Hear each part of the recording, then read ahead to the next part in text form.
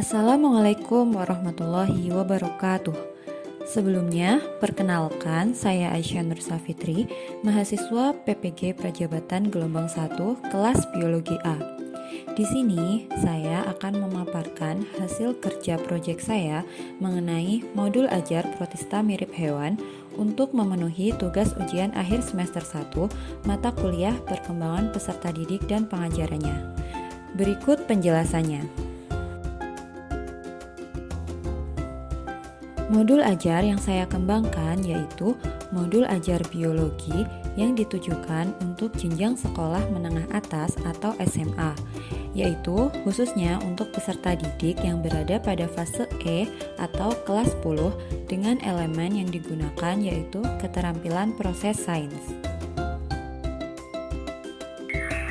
Adapun capaian pembelajaran yang harus dicapai oleh peserta didik yakni pada akhir fase E, peserta didik memiliki kemampuan untuk responsif terhadap isu-isu global dan berperan aktif dalam memberikan penyelesaian masalah.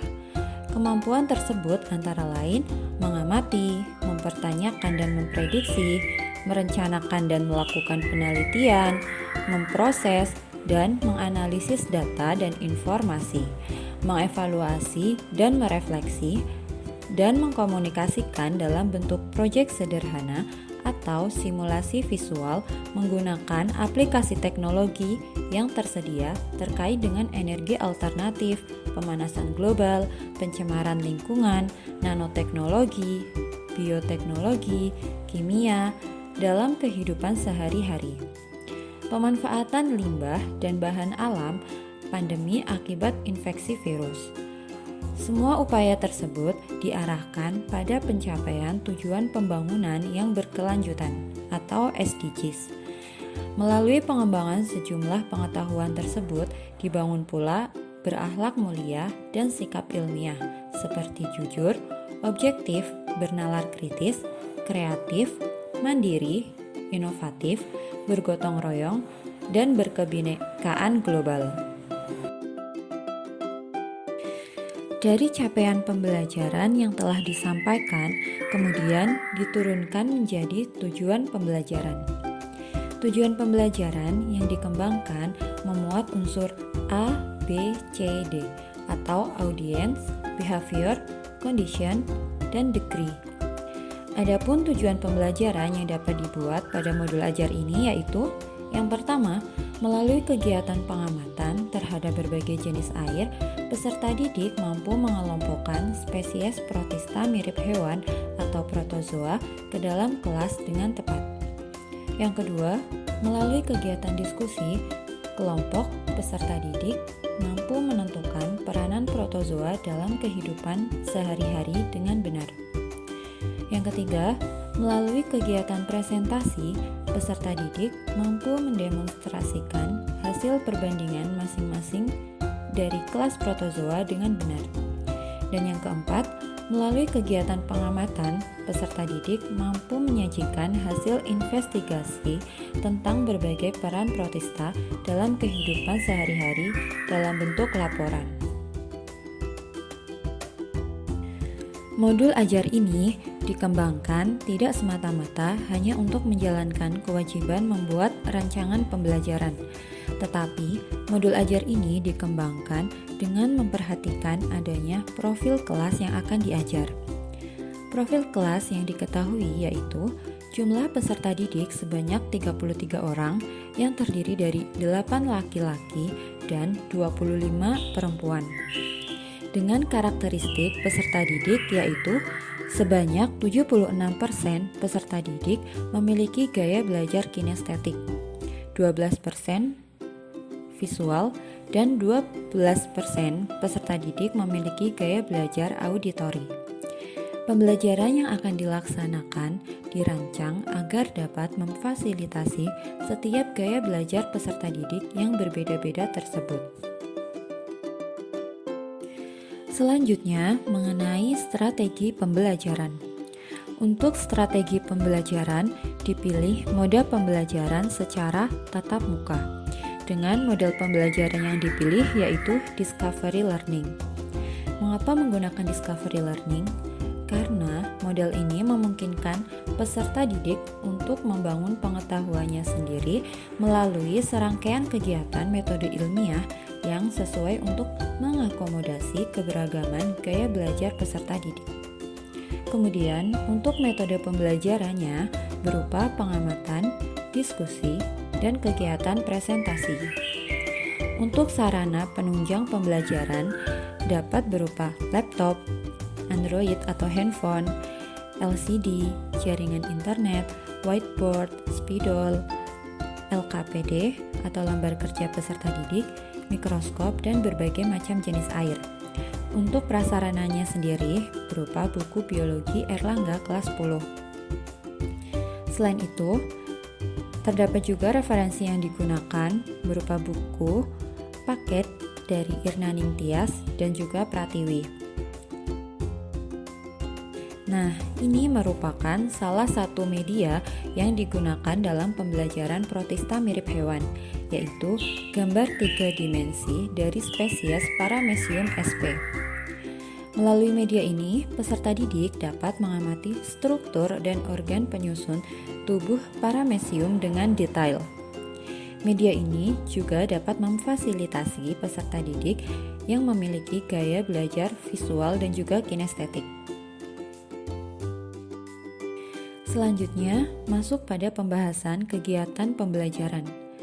Kegiatan pembelajaran terbagi menjadi 3 bagian, yaitu pendahuluan, inti, dan penutup. Pada kegiatan pendahuluan terdiri atas kegiatan doa pembuka, pengkondisian kelas, apersepsi oleh guru untuk mengetahui kesiapan belajar peserta didik, pemberian motivasi, dan juga penyampaian tujuan pembelajaran. Yang kedua, kegiatan inti. Pada kegiatan inti ini mengacu pada sintaks model pembelajaran yang sudah dipilih, yaitu sintaks model pembelajaran dari Discovery Learning. Adapun garis besar dari kegiatan inti yaitu kegiatan pemberian stimulus berupa berbagai jenis air untuk membangun keingintahuan peserta didik, sehingga peserta didik dapat membuat rumusan masalah.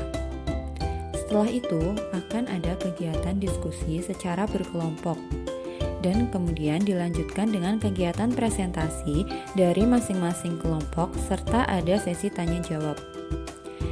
Kemudian di akhir kegiatan inti akan dilakukan penarikan kesimpulan oleh peserta didik yang dibimbing oleh guru. Yang ketiga, kegiatan penutup. Pada kegiatan penutup dilakukan refleksi pembelajaran untuk mengetahui sejauh mana peserta didik dapat mengikuti pembelajaran pada hari ini dan untuk mengetahui kesulitan-kesulitan yang dihadapi oleh peserta didik. Setelah itu dilakukan evaluasi. Di sini saya menggunakan soal post-test berbentuk soal esai. Selanjutnya, guru menyampaikan rencana tindak lanjut atau penugasan untuk peserta didik.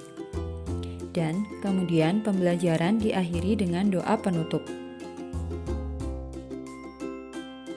Nah, berikut ini merupakan gambaran dari kegiatan pembelajaran yang tercantum pada modul ajar yang telah saya kembangkan. Di sini terdapat kegiatan pendahuluan, inti, dan juga penutup.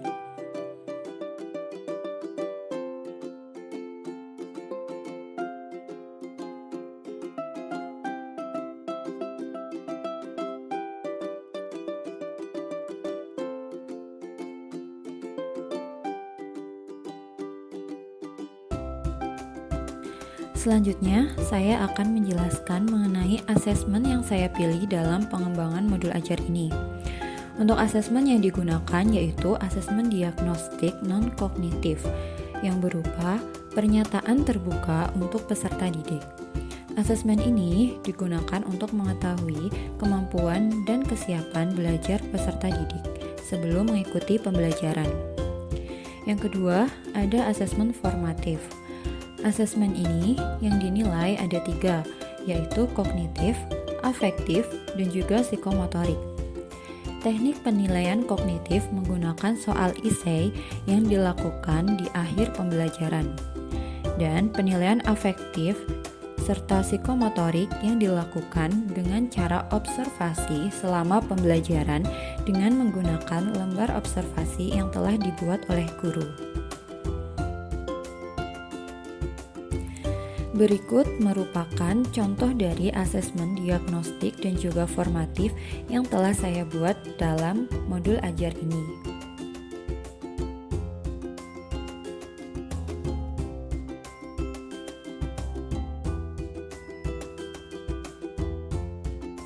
Nah, itu tadi merupakan penjelasan dari saya mengenai modul ajar yang telah saya buat.